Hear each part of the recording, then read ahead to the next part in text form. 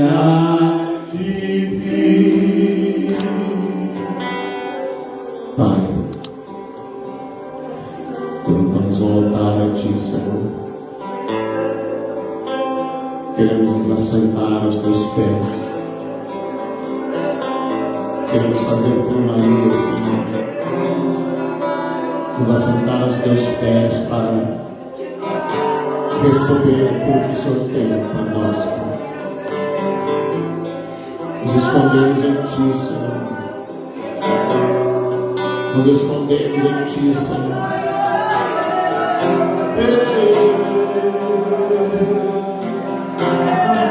Pega-nos por dentro nessa noite. Pega-nos por dentro nessa noite. Pega-nos por dentro nessa noite. Pega-nos por dentro nessa noite, Pai. Abre os nossos ouvidos. Abre os nossos olhos. Libera os portais eternos, Senhor. Libera os portais eternos, Senhor. Ei, Espírito Santo. Libera os portais eternos, Pai. Para que entre o Rei da Glória. Que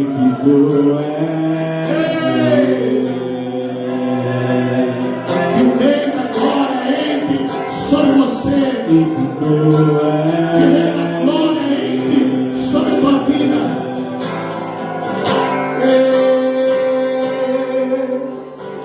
Estamos aqui, Pai. Viemos te ver nessa noite. E sabemos que Tu estás em casa, Senhor. Sabemos que Tu estás em casa. Sim, Espírito Santo. A noite é Tua, Senhor. Esse tempo é Teu, Senhor. Esse tempo é Teu, Senhor.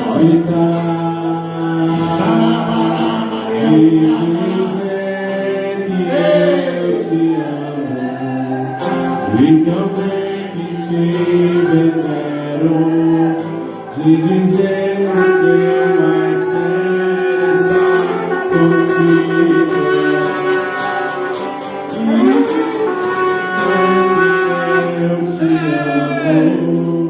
E também te venero, Te adoramos, Cristo. que eu mais Te adoramos, quero Cristo. estar contigo. Aleluia, Pai. Eternamente. Sim, Jesus. Aleluia, aleluia, aleluia. Glória a Deus. Boa noite, queridos. Boa noite para você que está aqui. Boa noite para quem está online. O Espírito de Deus te alcança aí onde você está. Hoje a noite está muito intensa. Boa noite para a pastora Márcia, que está lá em Carazinho. Aleluia. Mateus 25, verso 6. Aleluia. Na parábola das 10 virgens, diz assim: mas à meia-noite ouviu-se um grito: eis o noivo, saí ao seu encontro. Eis o noivo, saí ao seu encontro. Aleluia. Nós estamos vivendo um tempo, um momento profético. Eu estou vendo o Senhor responder duas orações que eu tenho feito. Por 12 anos eu tenho orado e pedido ao Senhor que Ele traga um avivamento sobre a cidade de São Gabriel. E eu sempre dizia: Senhor, esse avivamento tem que começar no altar. Tem que ser nos cabeças. Tem que ser nos líderes. O Senhor tem que promover um avivamento que comece nos líderes. E eu sei que o Senhor está realizando está começando um avivamento em nossa cidade. O Senhor está estabelecendo um trono. E tudo aquilo que está debaixo desse trono estará sob o seu governo.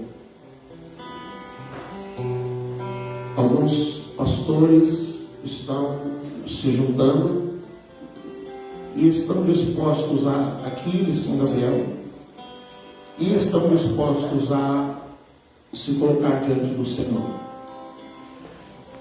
Nos próximos dias você vai sabendo as coisas que estão sendo tratadas. E a segunda oração que eu tenho feito, que eu tenho pedido ao Senhor e que eu estou vendo sobre o avivamento. O que está acontecendo, pastor? Quando Elias, depois de 3 anos sem chover, quando Elias orou ao Senhor, ele dobrou os seus joelhos e deixou o seu discípulo cuidando. Ele parou e perguntou: o que você está vendo? E o moço disse: não estou vendo nada. Ele voltou a orar e perguntou: o que você está vendo? Não estou vendo nada. Mas chegou a terceira vez e ele perguntou: o que você está vendo? Eu vejo uma nuvem pequena do tamanho da mão de um homem. Então Elias se levantou e disse: vamos embora porque vai chover. Eu estou vendo uma nuvem pequena, mas vai chover. São Gabriel vai viver um avivamento. E esse avivamento está começando nas cabeças, nos líderes. O Senhor está movendo. Você vai saber disso. E a outra oração que eu pedi e tenho clamado diante do Senhor, eu disse: Senhor, que tens me dado a graça de mergulhar no teu reino, de entender tantas coisas. Eu não quero levar para a sepultura aquilo que o Senhor tem me dado. Eu não quero levar para a sepultura aquilo que o Senhor tem me concedido. O Senhor precisa me dar a graça de poder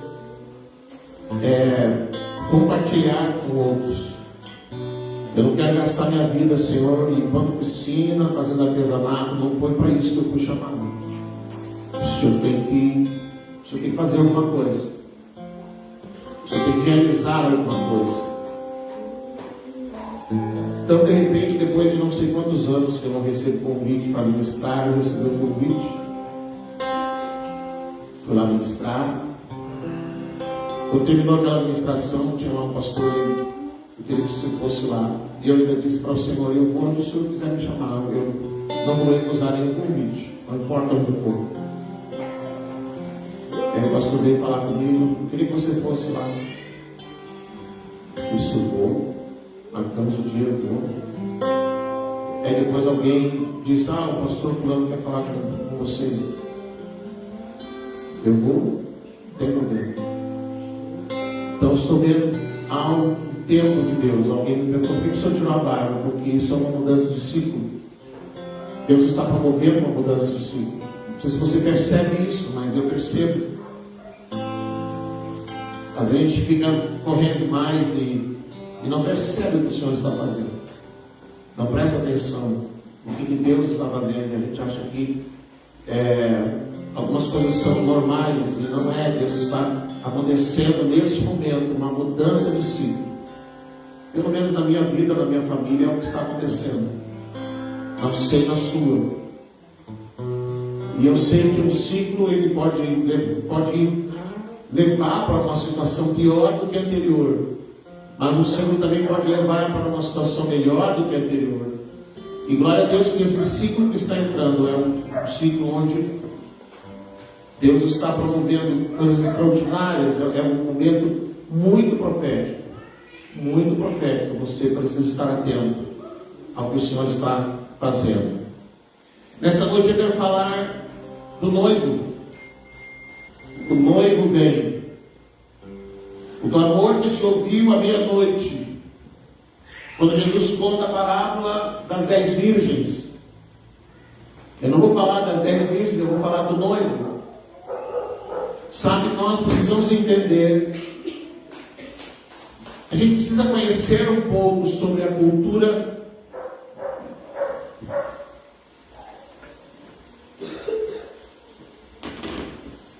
a gente precisa entender um pouco sobre a cultura judaica para entender algumas coisas que Jesus falava,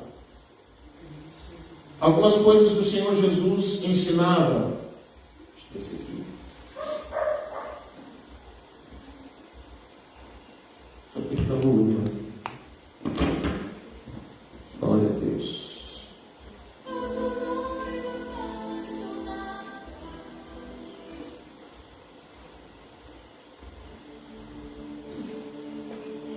Então, o reino de Deus ele não é judaico.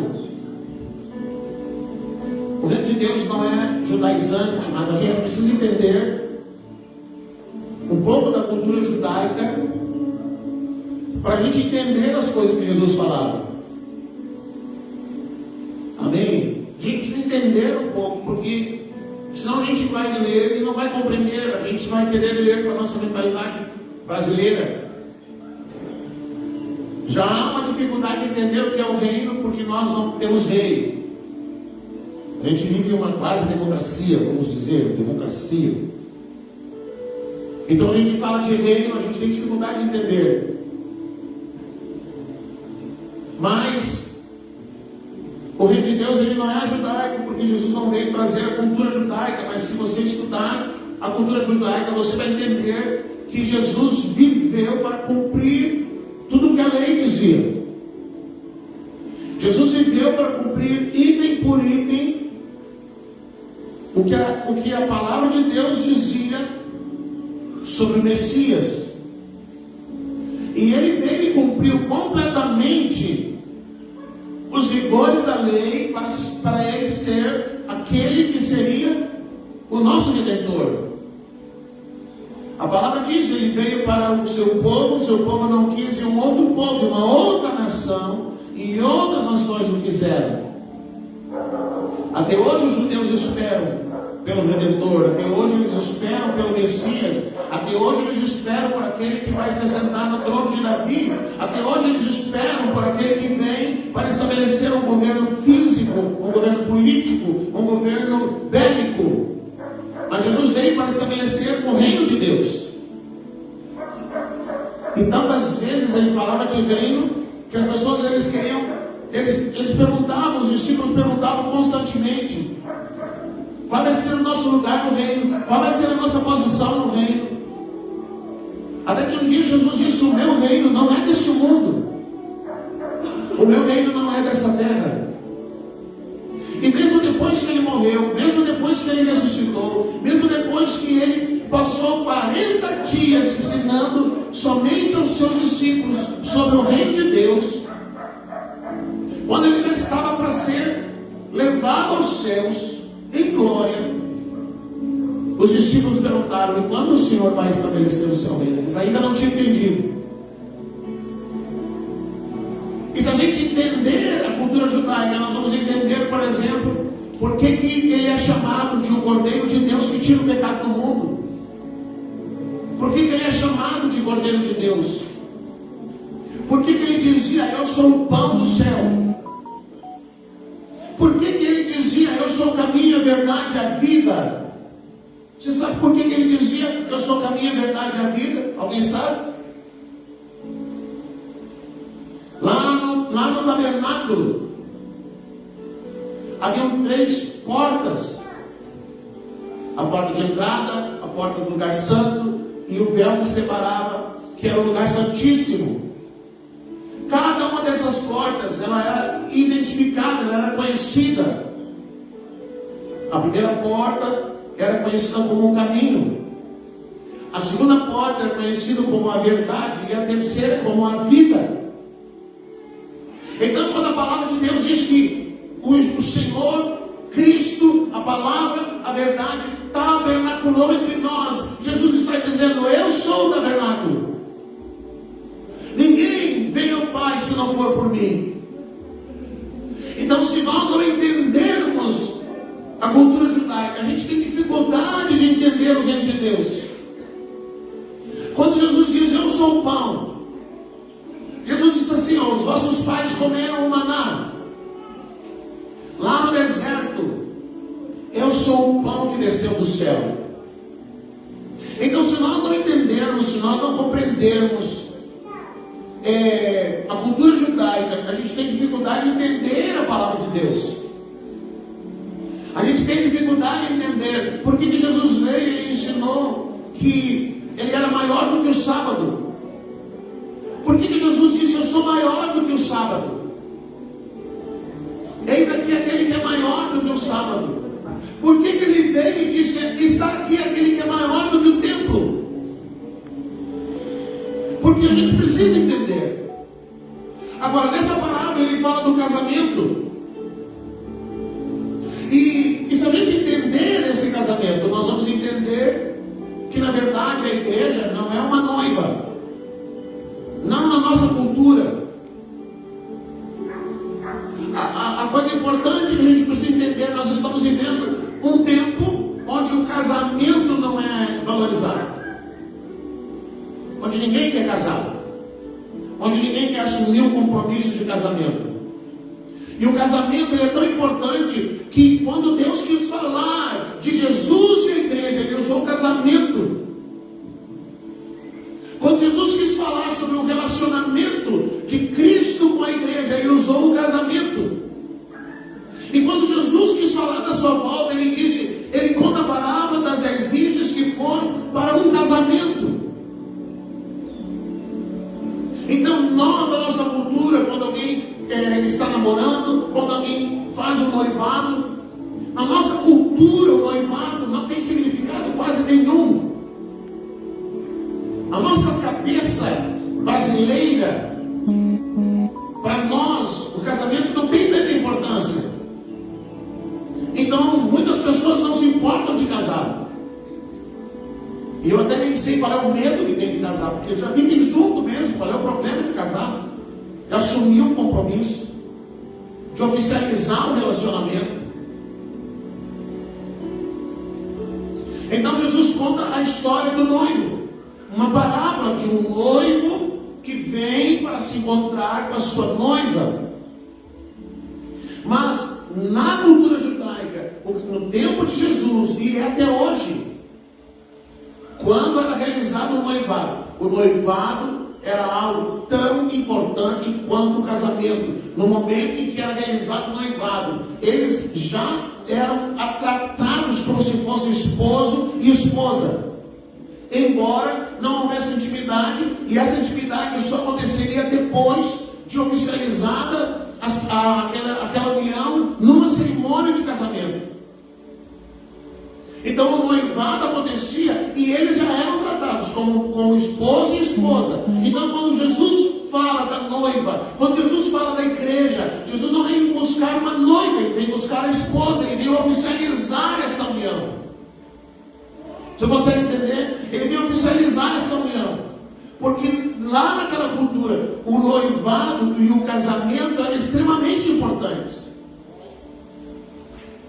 E talvez um dos problemas hoje de respeitarmos o casamento seja, provavelmente, não vou afirmar categoricamente, mas seja uma forma maligna de impedir as pessoas de entenderem o que é o reino de Deus. Porque às vezes as pessoas falam de santidade, irmãos, a santidade não entra nas relações sexuais, não entra na intimidade. A pessoa quer falar de santidade, mas isso não inclui essa área da vida. E aí se torna um problema.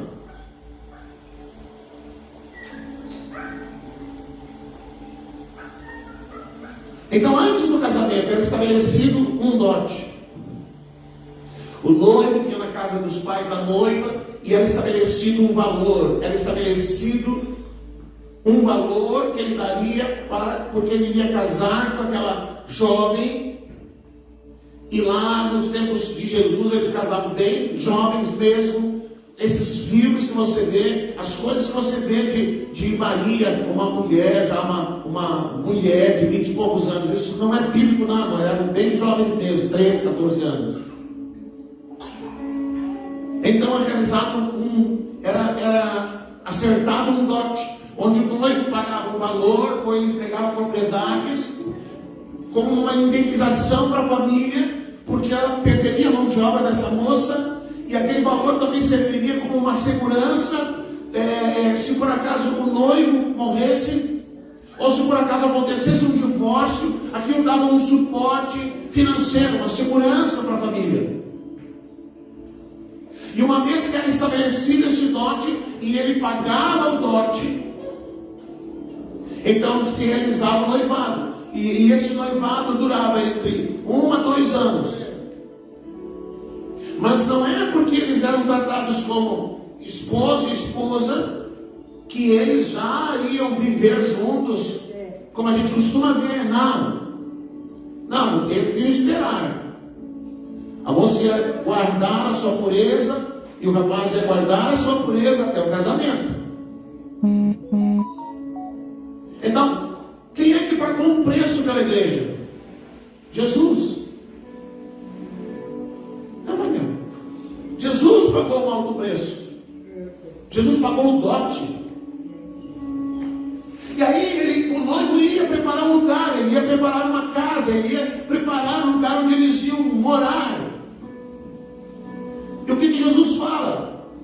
Na casa de meu pai há muitas moradas. Eu vou preparar um lugar para que onde eu estou, vocês possam estar também. Jesus está falando de casamento. Jesus está falando de casamento. Ele pagou um alto preço, depois ele vai para preparar um lugar. Vocês não se preocupem, vocês não se perturbem. Creia em Deus, acredita também em mim. Na casa de meu pai há muitas moradas. Se não fosse assim, eu teria dito: vou preparar-vos lugar. E se eu for e vos preparar um lugar, eu virei outra vez. E levarei para mim mesmo, para que onde eu estiver, estejais vós também. Jesus está falando de um casamento.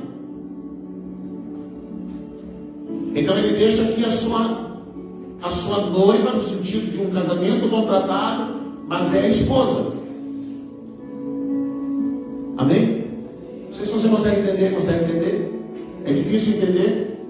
É noiva, é esposa é noiva. Alguém que já noivou uma vez na vida? Alguém já noivou? E aí, quando noivou, já era tratado como casado? Não. Mas na cultura judaica, sim. Já era tratado como casado. Aquela moça, e nenhum rapaz ia lá, depois de realizado o noivado, ia lá querer cortejá-la, porque ela era respeitada. Nenhuma outra mulher ia lá e tentava cortejar o noivo. Não, porque já eram tratados como casados. Então o noivo vem. E essa cerimônia de casamento, então, acontecia na casa do noivo, ou na casa dos pais do noivo, na casa de meu pai. E aí então, o noivo chegava na casa da noiva para trazê-la para o casamento à noite. Depois que entrava a noite, depois das 18 horas, você sabe que na cultura judaica a noite começa às 6 horas da tarde. Então as luzes se acendiam e ela ficava esperando o noivo. E o noivo viria à noite. Em algum horário da noite ele viria. Você está entendendo? Você está entendendo por que eles tinham facilidade de entender? Você não tinha. Você olhava e dizia: não. Mas você já pensava na sua mentalidade brasileira. Aí o noivo vinha à noite. Esse noivo da parábola, ele veio à meia-noite, ele veio um horário bem além do que normalmente acontecia. E depois a celebração ia ter o amanhecer, e depois a festa do casamento, ela acontecia durante às vezes uma semana. Se você estudou um pouco a palavra de Deus, você sabe que as bodas do Cordeiro, a celebração vai acontecer por quanto tempo? Alguém chuta? 7 anos. E a Bíblia diz que um dia é como 1000 anos, 1000 anos é como um dia, enfim. Mas a palavra diz que esse noivo, ele veio à meia-noite. E aí acontece o seguinte: durante a cerimônia de casamento, o noivo, ele prepara um cálice com vinho. E esse cálice de vinho, ele serve para a noiva, serve para a esposa. E ela bebe daquele cálice. E quando ela bebe desse cálice, ela está dizendo assim, que ela está aceitando definitivamente aquela união e que ela está se submetendo ao seu marido. Ela agora está sob o governo do seu marido. Você sabe que hoje no Brasil está cheio de marido crente que diz para a esposa: você tem que ser submissa, porque está lá na Bíblia.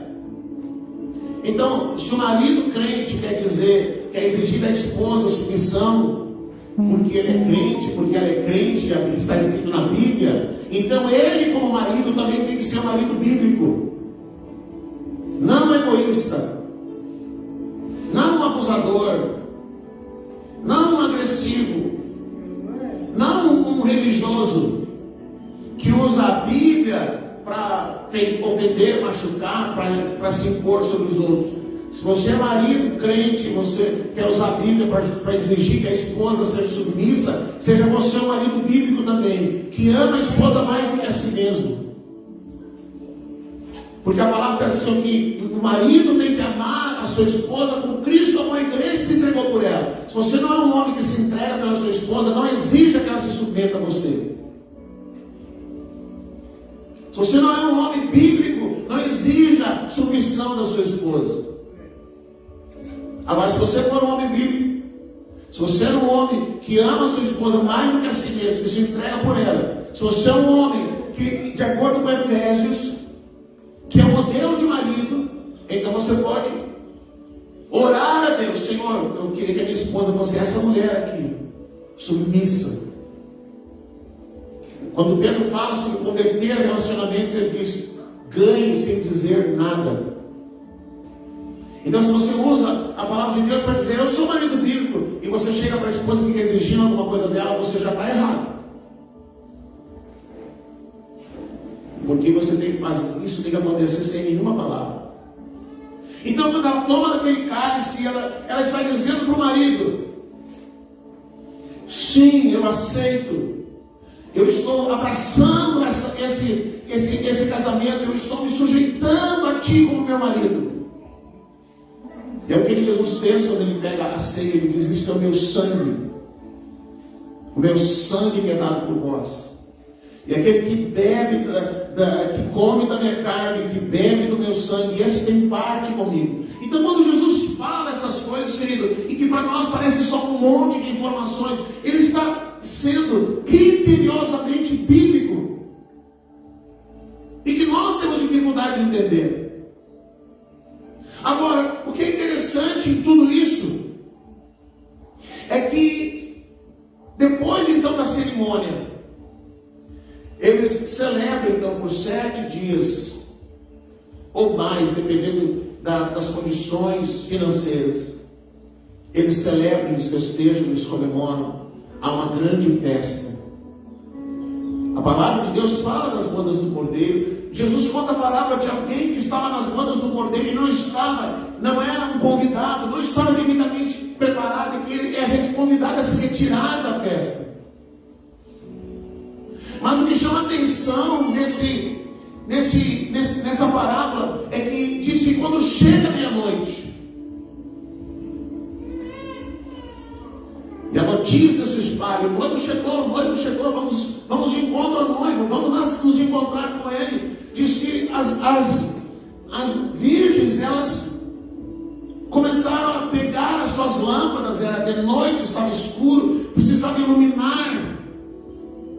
E algumas tinham azeite e outras não.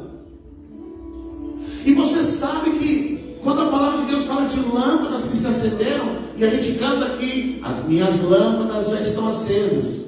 que isso significa? Alguém sabe o que isso significa? Quando a gente canta aqui, as minhas lâmpadas estão acesas, o que é isso? Hã? Significa assim, olha, eu já estou salvo. Lâmpada acesa, eu já estou salvo. Eu já estou aqui, ó, já fui salvo, já fui iluminado. A minha lâmpada já está acesa. Mas 10 não tinham óleo. Elas foram procurar em algum lugar para comprar. E você sabe que o óleo, na palavra de Deus, significa o quê? Unção. Está cheio de unção. Está cheio de Deus. E você sabe que quando os teólogos, desde que eu sou jovem, eu escuto isso. Os teólogos estabeleceram um relógio que marca a hora da vinda do Senhor, e o horário seria meia-noite, e há muito tempo eu ouço, já está lá, chegando na meia-noite.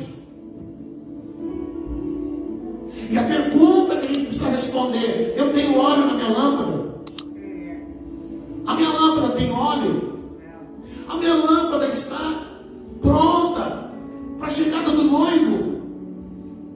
Eu preparei a minha lâmpada, eu estou cheio desse Deus, eu estou cheio desse Espírito Santo, eu estou cheio de Deus para poder me apresentar para o noivo, para poder chegar até o noivo, para poder chegar diante dele. Então esse é o tempo, querido. O noivo está vindo, ele já pagou o dote, ele já arrumou o lugar, ele já derramou o sangue, ele já construiu a casa. Os amigos do noivo já estão anunciando que o noivo está vindo. E aí o que falta? Você tem, a sua lâmpada já foi acesa, e você tem óleo nessa lâmpada? Essa lâmpada está cheia do óleo ou não? Você está cheio da unção de Deus na sua vida ou não? E esse é o tempo, querido. Eu comecei falando, nós estamos vivendo um tempo profético, ou nós abraçamos esse tempo naquilo que o Senhor está fazendo, e para a gente viver aquilo que o Senhor está fazendo, a gente tem que estar cheio do Espírito, a gente tem que estar cheio de Deus, a gente tem que estar com as nossas lâmpadas não apenas acesas, não apenas salvos, mas cheios do Senhor. E nunca foi tão difícil, irmão, manter essa lamparina cheia de óleo. Porque esse tempo é um tempo em que nós nos distraímos com muita facilidade.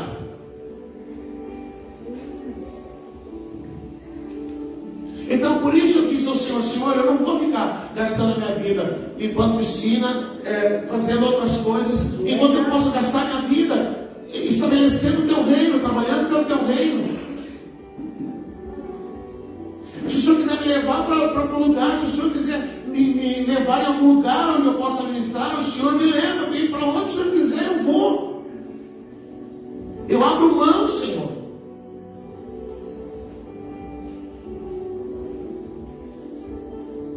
Porque o Senhor espera, queridos, que quando o noivo vier, nós estejamos cheios do azeite. E para nós podermos manifestar o reino de Deus, querido, não existe habilidade, não existe outra coisa a não ser estar cheio do Espírito Santo. Não existe outra ferramenta que precisa estar ativada na nossa vida que não seja estar cheio do Espírito Santo, cheio de Deus, cheio da graça de Deus, cheio do Espírito Santo, para podermos realizar e podermos viver no nível que Deus quer que a gente viva. Então depende de nós podermos nos entregar para aquilo que o Senhor está realizando, para aquilo que o Senhor está fazendo, porque Jesus está vindo. Não vi nenhum amém, mas está. Sim, Ele está vindo, já é quase meia-noite.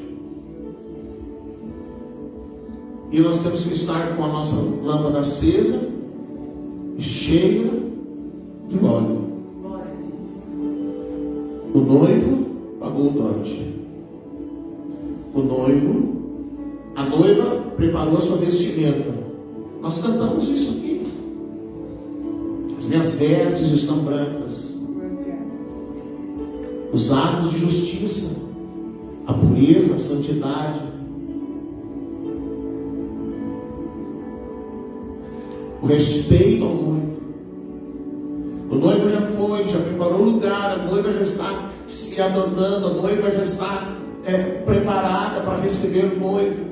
Os amigos do noivo já estão gritando: ei, o noivo está vindo, o noivo está vindo, o noivo está vindo.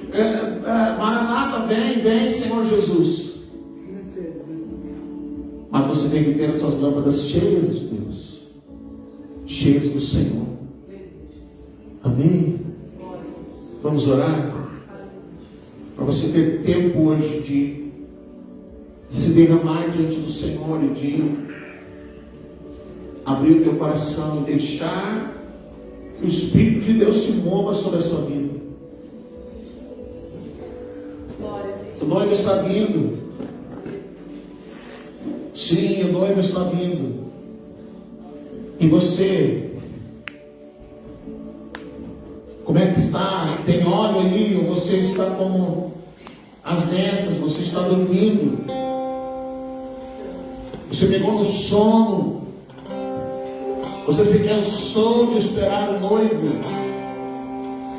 Você cansou de esperar o noivo? Cansou de buscar o Senhor? Você cansou de levantar altares? Você cansou? Então hoje é um bom dia para colocar azeite aí dentro dessa lamparina, de encher ela com o óleo do Senhor.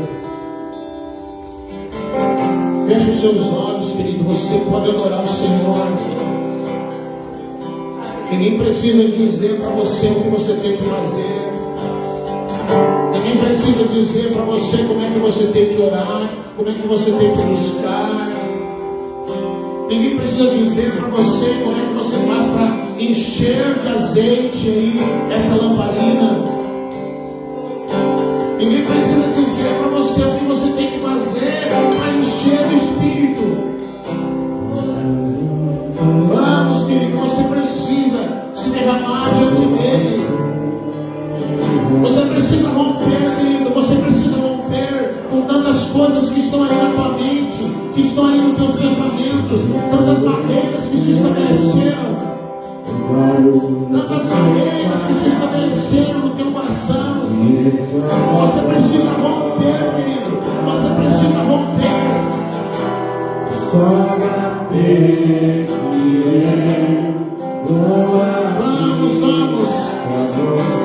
Você pode adorar o Senhor. Abra os teus lábios, querido. Seja cheio do Espírito Santo.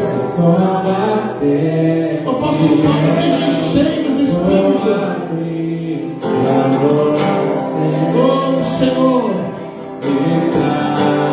Tem óleo aí nessa lamparina. Olha, está vazia, está apagada. Não tem azeite aí dentro. Minhas lamparinas, como é que está essa lamparina?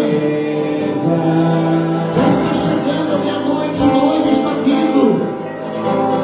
Ei, Jesus, só eu estou esperando. ajuda os teus filhos a romper, Senhor. Ajuda os teus filhos a romper, Senhor. A romper com as barreiras, a romper com os impedimentos, Só Senhor. bater que eu vou abrir pra você entrar. Aleluia, Senhor. Só bater que eu vou abrir pra você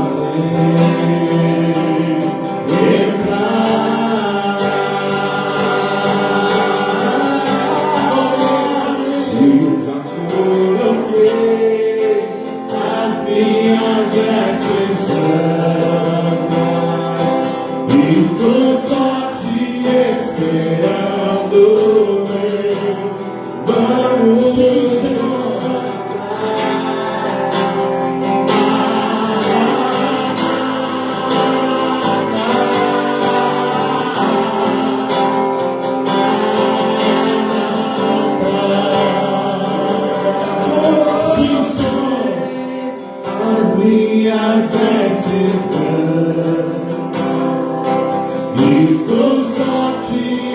esperando vamos dançar.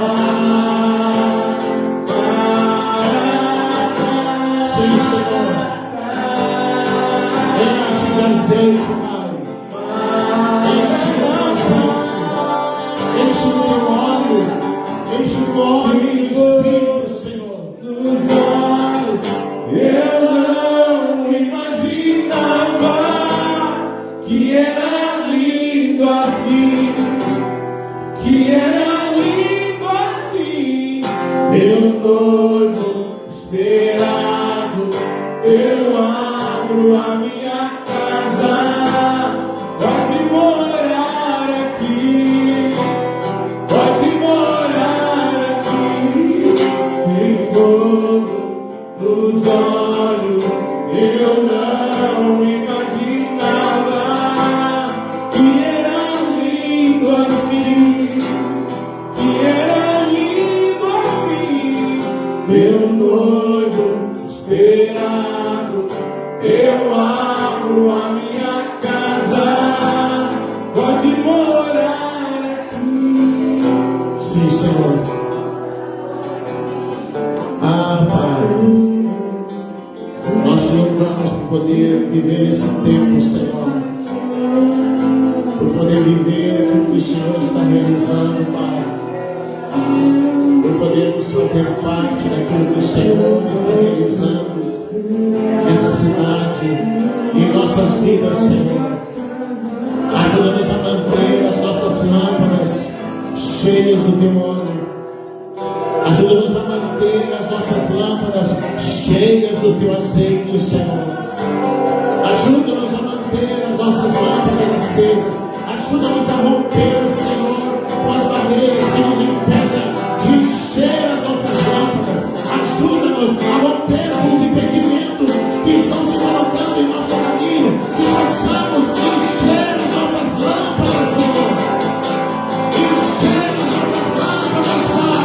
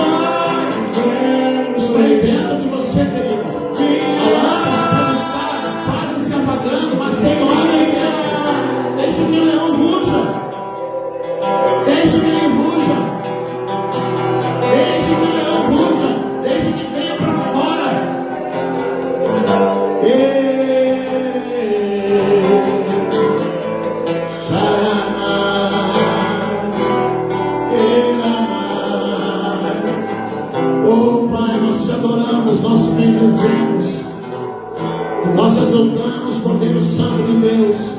Meus olhos estão. Acende essa chama, Senhor. Acende essa chama, Pai. Enche com teu óleo.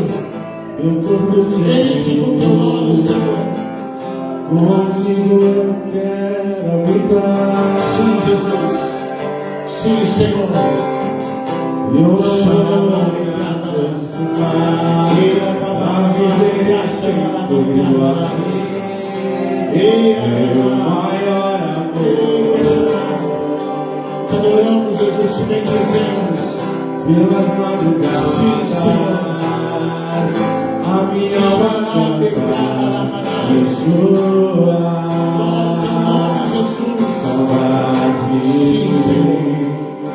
Yeshua. Saudade, Yeshua, se apresse, Sim, Pai. eu não darei sono aos teus olhos.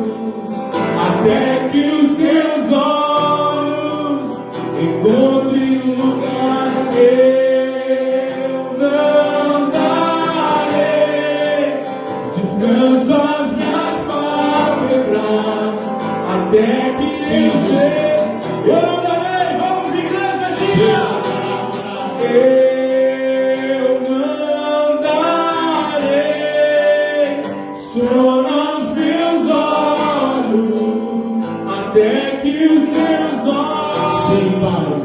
encontre um Sim, lugar que eu não darei. Descanso as minhas pálpebras até que eu seja